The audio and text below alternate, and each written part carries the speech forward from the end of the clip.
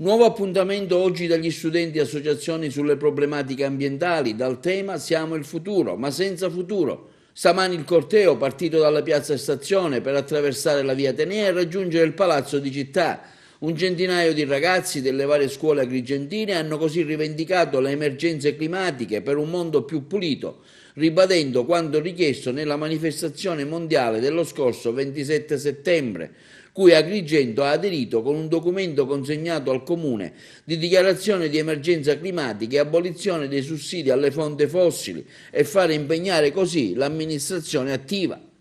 Ad accogliere le istanze dei partecipanti stamani l'assessore al ramo all'ecologia Nello Amel, che ha promesso che si farà da tramite con il presidente del Consiglio Comunale di Agrigento anche per indire una seduta straordinaria del Consiglio Comunale sull'ambiente, come più volte richiesto dai manifestanti.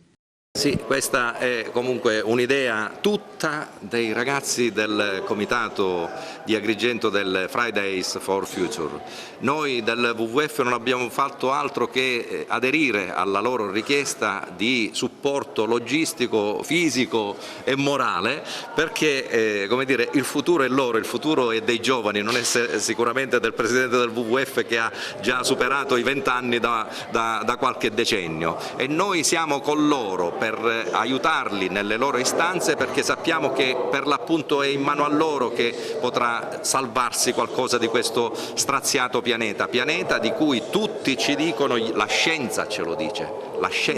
dice che fra qualche decennio il pianeta Terra andrà in apocalisse, come già qualcuno sulla Bibbia aveva scritto, solo che l'acqua non ci arriverà dall'alto ma ci arriverà dal basso con i ghiacciai che si scioglieranno. Quindi grazie ai ragazzi del Friday for Future di Agrigento e ai ragazzi del Friday for Future del mondo, perché oggi in tutto il mondo si stanno riunendo i ragazzi e stanno protestando per questo sciopero per il clima. Oggi abbiamo deciso di seguire l'evento mondiale, noi come Fridays for Future, un comitato che è nato veramente da poco qua nella città di Agrigento. Noi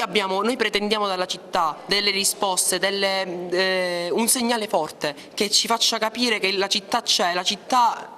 importa il problema climatico e l'ambiente circostante. I giovani ci sono, ma noi aspettiamo la risposta dal comune e dai più grandi, perché il futuro è nostro, noi dobbiamo custodirlo e proteggerlo, ed è la nostra priorità, io come studente e gli altri ragazzi, la cittadinanza, a proteggere l'ambiente. I numerosi problemi che noi abbiamo denunciato al comune, speriamo che dopo questa manifestazione verranno accolti. Esatto. Non possiamo non essere accanto a Friday for Future, soprattutto ad Agrigento.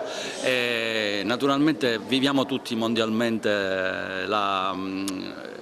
l'evento e l'onda mediatica di Greta Thunberg, che riesce a dire delle cose che sono patrimonio delle associazioni ambientaliste da più di 30 anni, però le dice in modo nuovo e soprattutto le dice una ragazza che ha meno di 20 anni e quindi lo dice in un modo che fa presa con i ragazzi. E siccome i ragazzi sono le generazioni future, sono quelle che probabilmente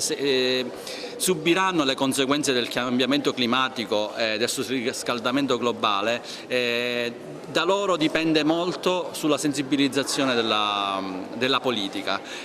Vorrei ricordare che qualche giorno fa la